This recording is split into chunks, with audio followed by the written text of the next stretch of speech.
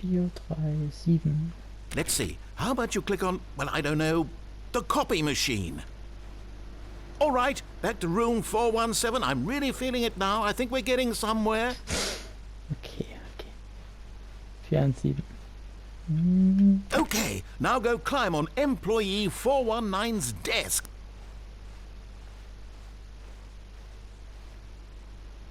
Vier, 1, 9.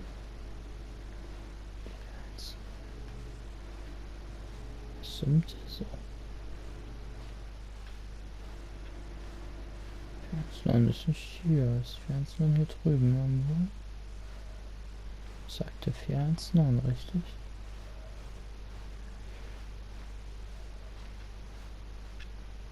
Hinten kommen doch gar keine. Was vielleicht? Naja, Mathe muss gelernt sein. Was? Yes! This is great! You're putting it all on the line, Stanley. I like that. All right, let's keep it up. Go give me a few clicks on door 416. Darum komme ich hin. 4, 1, 6. Vielleicht nach. Ne, bei 4, 1, 6 müsste ja bei 4, 1, 7 dann sein.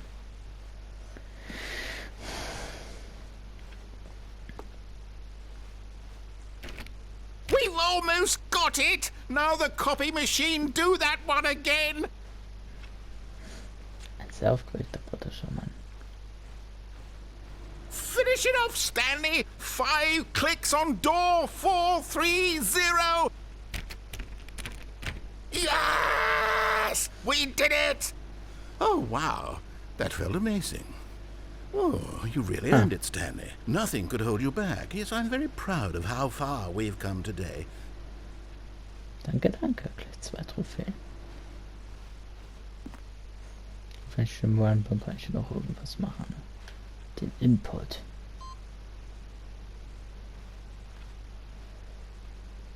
Okay, kann ich mal. Ich habe vergessen, was das macht.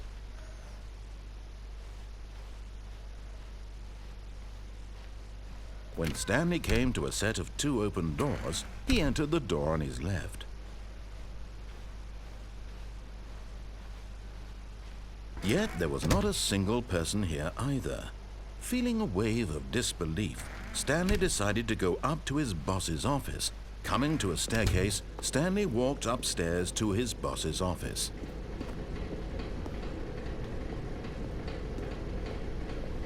But Stanley just couldn't do it. He considered the possibility of facing his boss. Admitting he had left his post during work hours, he might be fired for that. And in such a competitive economy, why had he taken that risk? All because he believed everyone had vanished? His boss would think he was crazy. And then something occurred to Stanley. Maybe, he thought to himself, maybe I am crazy. Was crazy All of my once. co-workers blinking mysteriously out of existence in a single moment for no reason at all? None of it made any logical sense. And as Stanley pondered this, he began to make other strange observations. For example, why couldn't he see his feet when he looked down?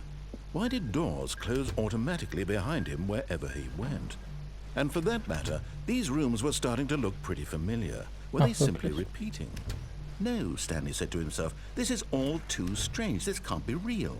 And at last, he came to the conclusion that had been on the tip of his tongue. He just hadn't found the words for it. I'm dreaming, he yelled. This is all a dream. Oh, what a relief Stanley felt to have finally found an answer, an explanation. His co-workers weren't actually gone. He wasn't going to lose his job. He wasn't crazy after all. And he thought to himself, I suppose I'll wake up soon. I'll have to go back to my boring real-life job pushing buttons. I may as well enjoy this while I'm still lucid. So, he imagined himself flying and began to gently float above the ground. Then he imagined himself soaring through space on a magical starfield, and it too appeared. It was so much fun, and Stanley marveled that he had still not woken up. How was he remaining so lucid? And then perhaps the strangest question of them all entered Stanley's head. One he was amazed he hadn't asked himself sooner.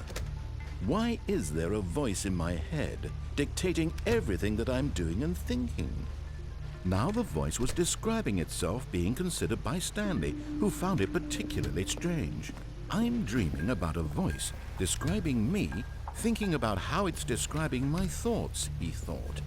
And while he thought it all very odd and wondered if this voice spoke to all people in their dreams, the truth was that, of course, this was not a dream. How could it be? Was Stanley simply deceiving himself, believing that if he's asleep, he doesn't have to take responsibility for himself? Stanley is as awake right now as he's ever been in his life. Now, hearing the voice speak these words was quite a shock to Stanley. After all, he knew for certain, beyond a doubt, that this was in fact a dream. Did the voice not see him float and make the magical stars just a moment ago? How else would the voice explain all that? This voice was a part of himself too. Surely, if he could just... He would prove it. He would prove that he was in control, that this was a dream. So he closed his eyes gently, and he invited himself to wake up. He felt the cool weight of the blanket on his skin, the press of the mattress on his back, the fresh air of a world outside this one. Let me wake up, he thought to himself. I'm through with this dream. I wish it to be over. Let me go back to my job. Let me continue pushing the buttons. Please, it's all I want. I want my apartment, and my wife, and my job. All I want is my life exactly the way it's always been. My life is normal. I am normal. Everything will be fine. I am okay.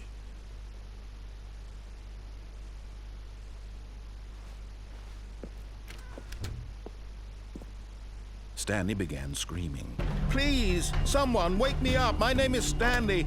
I have a boss. I have an office. I am real. Please, just someone tell me I am real. I must be real. I must be. Can anyone hear my voice? Who am I? Who am I? And everything went black.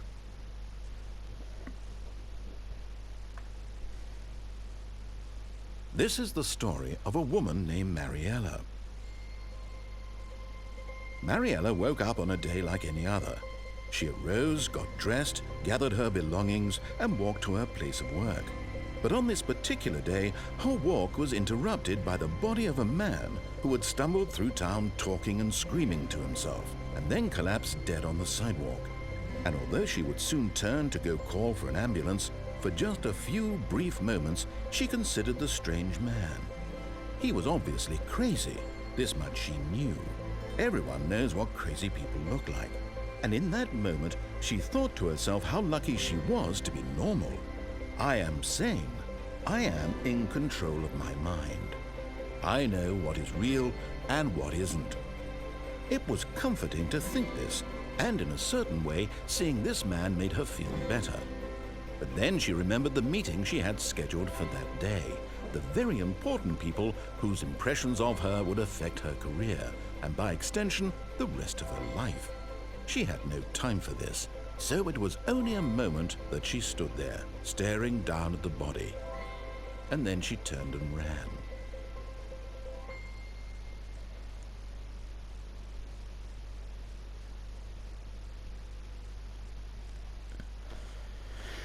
Und hier wären wir wieder.